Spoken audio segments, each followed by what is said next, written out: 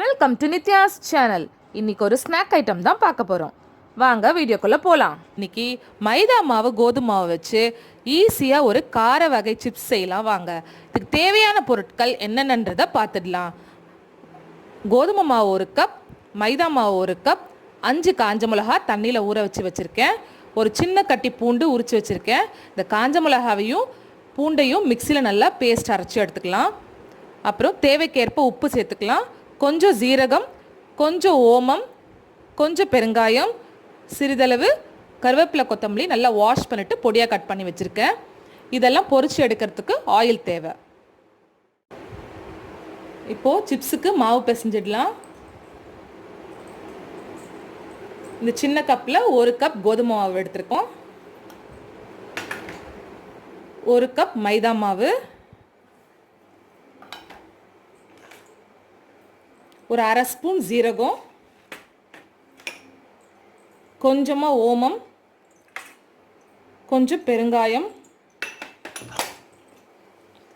கருவேப்பிலை, கொத்தமல்லி ரொம்ப பொடியாக கட் பண்ணது,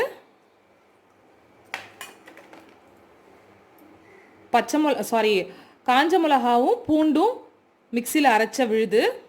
தேவையான அளவுக்கு காரம் சேர்த்துக்கலாம். அவங்கவுங்க காரத்துக்கு ஏற்ற மாதிரி சேர்த்துக்கோங்க.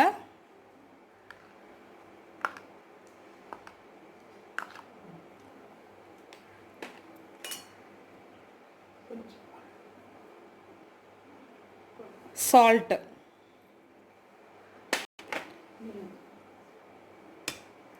நெய் வந்து ஒரு சின்ன குழிக்கரண்டியில் 1 குழிக்கரண்டி காய்ச்சினது சேர்த்துக்கிறோம். மாவு கம்மியாக இருக்கிறதுனால 1 குழிக்கரண்டி சேர்த்துக்கிறோம். இப்போ இது எல்லாத்தையும் நல்லா மிக்ஸ் பண்ணிடலாம்.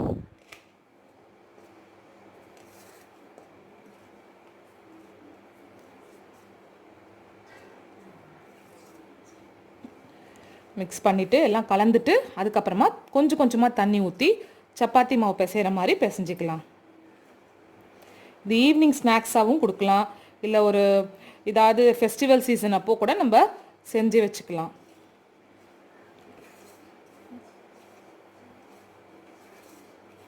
இந்த பூண்டு காஞ்ச மிளகாலாம் நம்ம ஃப்ரெஷ்ஷாக அரைச்சி போட்டதுனால ஃப்ளேவர் வந்து சூப்பராக இருக்கும். நல்ல ஸ்மெல், மணமாக இருக்கும்.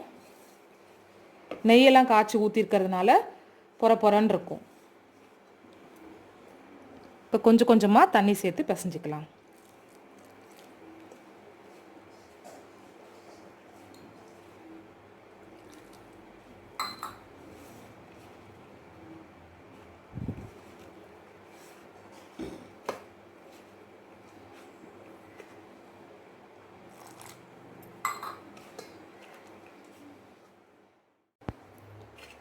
பாருங்கள், இந்த மாதிரி நல்லா பிசைஞ்சாச்சு மாவு. கொஞ்சம் மேலே ஆயில் தடவிட்டு ஊற வச்சிடலாம். 15 மினிட்ஸ் கழித்து இதை திரட்டலாம்.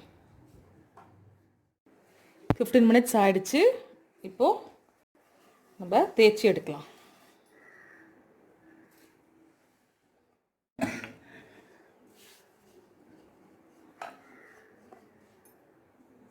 ஒட்டாமல் வரணுன்னா கொஞ்சம் மாவு போட்டுக்கோங்க, இல்லை ஆயில் சேர்த்துக்கலாம்.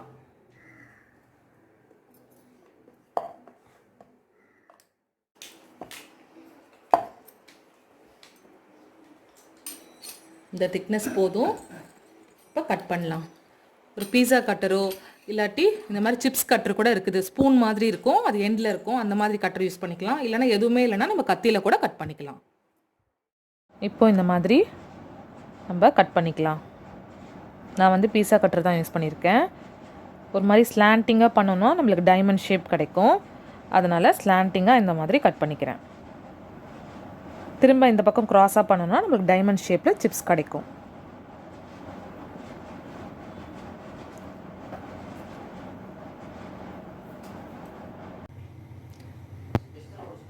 எண்ணெய் காஞ்சிருச்சு. இப்போ நம்ம கட் பண்ணி வச்சுருந்த கார சிப்ஸு அதை போட்டு எடுத்துடலாம். ஒன்றுன்னா எடுத்து போடணுன்னு அவசியம் இல்லை. நம்ம இந்த மாதிரி மொத்தமாகவே போடலாம். எண்ணெயில் போட்டதுக்கப்புறம் அது பிரிஞ்சிடும்.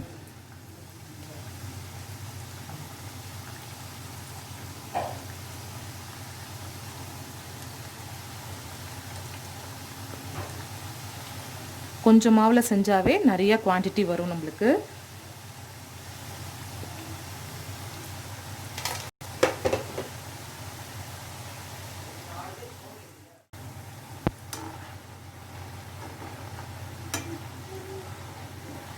நல்லா கிறிஸ்பியாக நல்லா சூப்பராக இருக்கும். டேஸ்ட்டும் காரசாரமாக பூண்டு ஃப்ளேவரோட சூப்பராக இருக்கும்.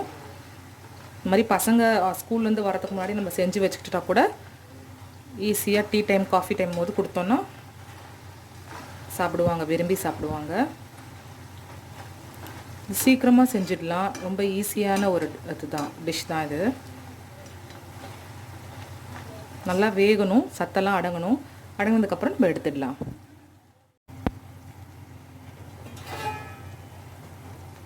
பாருங்கள், கலர் கொஞ்சம் சேஞ்ச் ஆகிடுச்சு. ஸோ ஆயில் ட்ரைன் பண்ணிவிட்டு எடுத்துடலாம்.